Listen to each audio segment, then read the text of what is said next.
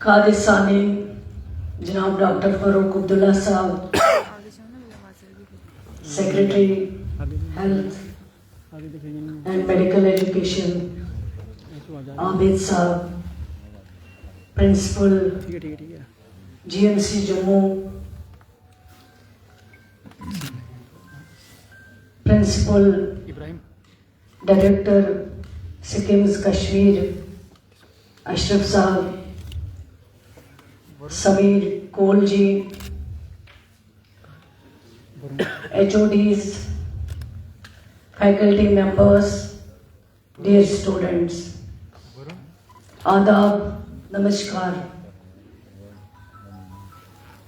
सबसे पहले जिस दिन को मनाने के लिए वर्ल्ड कैंसर डे हम यहाँ पे जमा हुए हैं,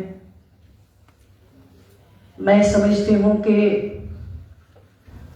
यहाँ पे बोलना मेरे लिए बहुत डिफ़िकल्ट है, क्योंकि जिन्होंने मुझे उंगली पकड़ के पॉलिटिक्स सिखाई है, पॉलिटिक्स में चलना सिखाया है, बोलना सिखाया है, उनके सामने यहाँ पे खड़ा होना, कुछ बोलना मेरे लिए बहुत मुश्किल है।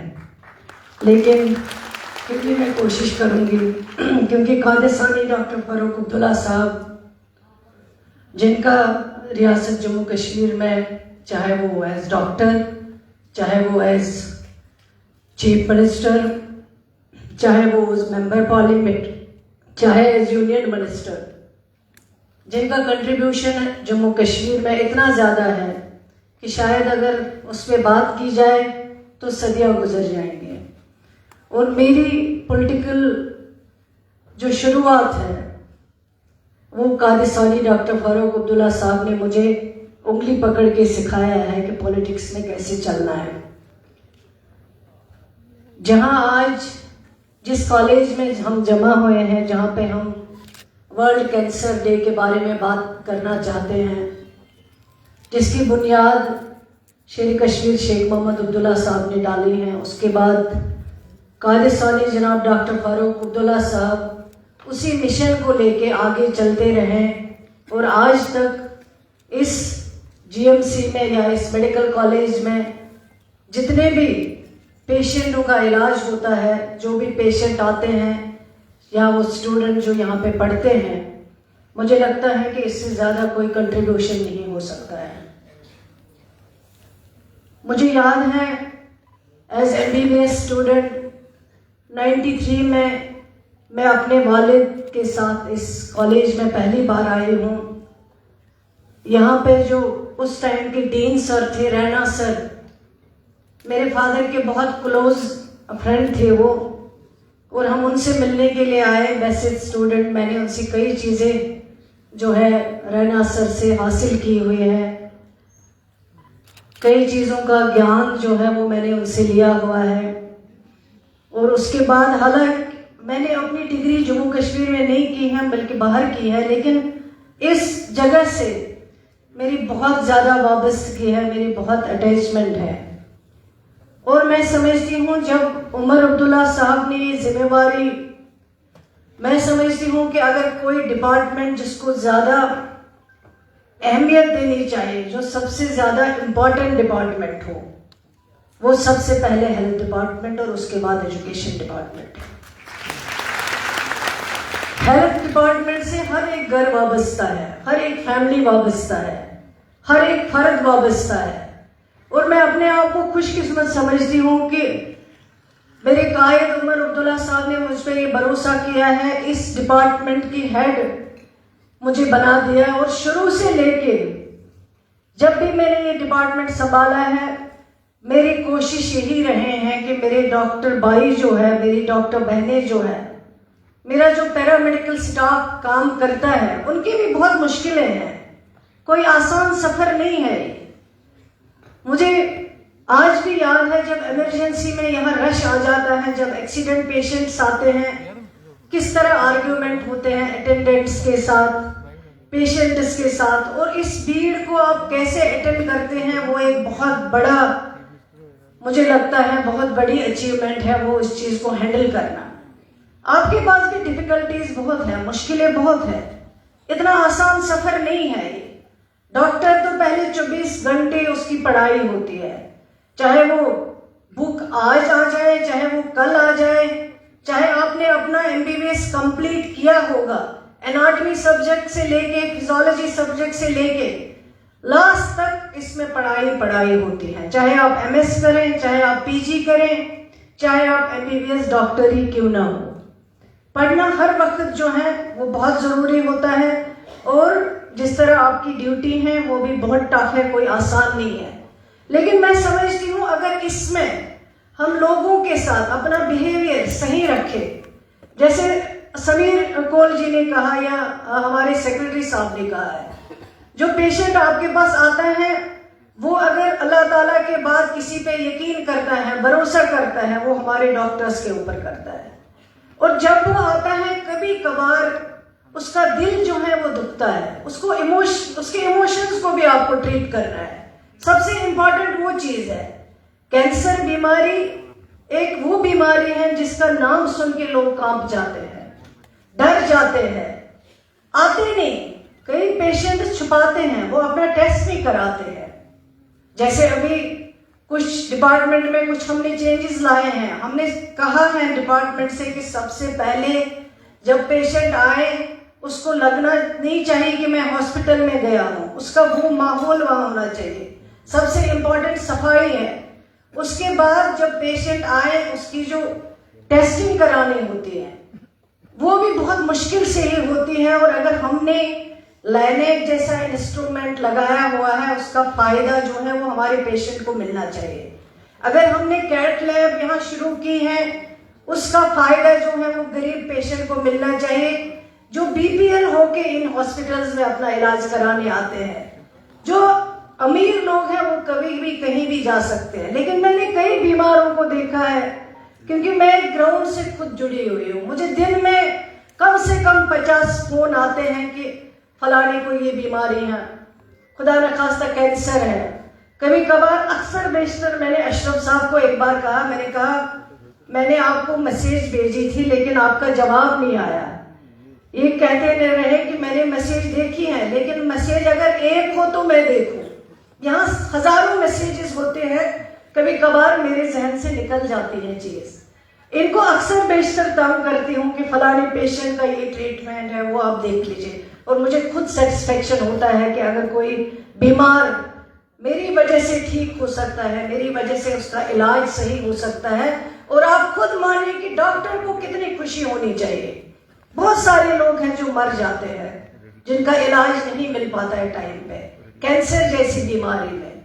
हमने अभी हाल ही में एक मीटिंग ली है यूनियन मिनिस्टर साहब ने, जो हेल्थ मिनिस्टर है, टीबी के बारे में जब हम डिस्कस करते हैं, ट्यूबरकुलोसिस के बारे में, हम फख्र से कहते हैं कि जम्मू कश्मीर में 3 डिस्ट्रिक्ट्स है जो टीबी फ्री हैं।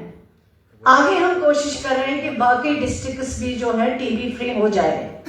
टीबी भी एक खतरनाक बीमारी है, लेकिन वो ठीक हो सकती है, उसका ट्रीटमेंट हो सकता है। इसी तरह कैंसर अगर ऐसी बीमारी है, उसको अगर हम सही ढंग से ट्रीट करें, टाइम पे ट्रीट करें, टाइम पे पता चल जाए। अक्सर बेशतर हमारे डॉक्टर्स जब पेशेंटों को बोलते हैं आप टेस्ट करा लीजिए, लेकिन लास्ट तक डॉक्टर साहिबान को भी नहीं पता चलता है। जब कैंसर 4th स्टेज पे पहुंच जाती है उस टाइम हम उसका इलाज करते हैं, फिर वो पेशेंट खत्म हो चुका होता है ऑलरेडी।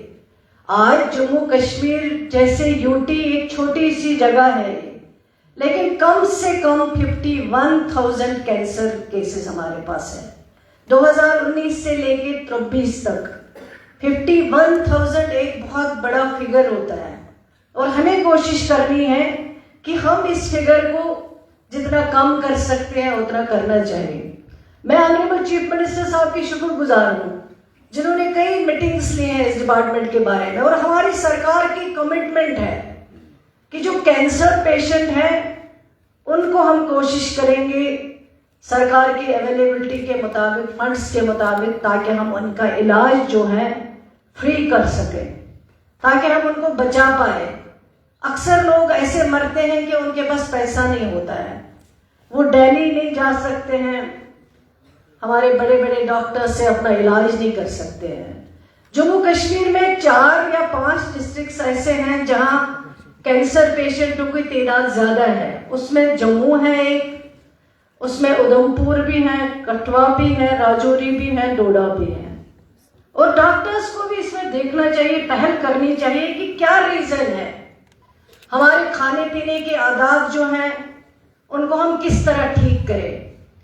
मुझे एक अटेंडेंट आया जिसने मुझे कहा कि हमारे हॉस्पिटल्स में डाइट चार्ट जो है वो सदियों से वही है, उस डाइट चार्ट में कोई चेंज नहीं है। डाइट चार्ट जो दिया जाता है पेशेंट को, हर बीमारी के अपने अपने डाइट चार्ट बनने चाहिए। टीबी का क्या डाइट चार्ट होगा, कैंसर पेशेंट का क्या डाइट चार्ट होगा। बाहर बड़े बड़े हॉस्पिटल्स में इतना तूफान नहीं होता, वहां हमारे डॉक्टर्स होते हैं। जम्मू कश्मीर के कई डॉक्टर्स बाहर इलाज करते हैं, मगर यहाँ पे वही डॉक्टर्स जब आते हैं वो अपने प्रोफेशन को भूल जाते हैं। हमारे अपने लोग हैं, जम्मू कश्मीर के लोग कोई गैर नहीं है। और बदकिस्मती ये है कि हम जब डॉक्टर बनते हैं हम चाहते हैं अब हम बाहर चले जाएंगे। मुश्किलें हैं, आपके पास इतने इंसेंटिव्स नहीं है यहाँ जहां बाहर है, लेकिन अगर आप अपने लोगों की खिदमत करेंगे शायद आपको उसका फायदा जो है अल्लाह ताला आपके पास मिल सकता है। इसलिए जो टॉप 3 कैंसर्स जो मर्दों में, मेल्स में जो है वो लंग कैंसर है, हेड एंड नेक कैंसर है। इसी तरह हमारी बहनें जो है उनका ब्रेस्ट कैंसर जो है, और जो गायनी में जो कैंसर्स पाए जाते हैं लेडीज में, वो भी अक्सर बेशतर उनको पता नहीं चलता है। इसलिए मेहरबानी करके हमारे जो एजुकेशन डिपार्टमेंट जो हमारे पास है, जैसे आबिद साहब ने कहा है, हम कोशिश करेंगे ताकि वहां पे भी कैंप जो है वो किए जाए, मुनक्किद, लोगों को अवेयरनेस हो, चाहे वैक्सीन की बात हो। लेकिन मेरी यही गुजारिश है आज के दिन पे कि हम सबको मिलजुल के, चाहे वो डॉक्टर्स हो, चाहे वो सिविल सोसाइटी हो, चाहे वो बाकी जानने वाले हो, मिलजुल के इस पे काम करना है और जम्मू कश्मीर में कैंसर को कम से कम करना है, खत्म करना है। उसके लिए अगर हम सब कोशिश करेंगे ये जरूर पॉसिबल है, कोई नामुमकिन चीज नहीं है, लेकिन अगर हम इस मिशन को लेके आगे चलेंगे। मैं फिर एक बार कादिसानी जनाब डॉक्टर फारूक अब्दुल्ला साहब की शुक्रगुजार हूँ। उन्होंने अपने मसरूफ टाइम में यहाँ आने के लिए, आपके बीच में बैठने के लिए टाइम निकाला, उसके लिए बहुत बहुत शुक्रिया। और मैं प्रिंसिपल जीएमसी को भी मुबारकबाद देना चाहती हूँ, शुक्रिया अदा करना चाहती हूँ जिन्होंने आज ये प्रोग्राम यहाँ पे ऑर्गेनाइज किया। और मैं यही समझूंगी कि जो हमने यहाँ पे शुरुआत की है हेल्थ डिपार्टमेंट ने, चाहे वो मशीनों की बात हो, इक्विपमेंट्स की अगर बात करें, कैट लैब की बात करें, उनको उनका फायदा जो है वो आप पेशेंट्स को देंगे, उनको फायदा मिले और आप जम्मू कश्मीर के लोगों के लिए काम कर सके। और हेल्थ डिपार्टमेंट ऐसा डिपार्टमेंट है जिसमें आपको ये नहीं देखना है कि कौन किस मजहब से ताल्लुक रखता है, चाहे वो किस भी मजहब से ताल्लुक रखता होगा, आपके लिए पेशेंट होना चाहिए, उसके अलावा कुछ भी नहीं। एक बार फिर आप सबको, डॉक्टर्स को, पैरामेडिकल स्टाफ को, HODs को मेरी तरफ से बहुत बहुत शुक्रिया। God bless you, thank you.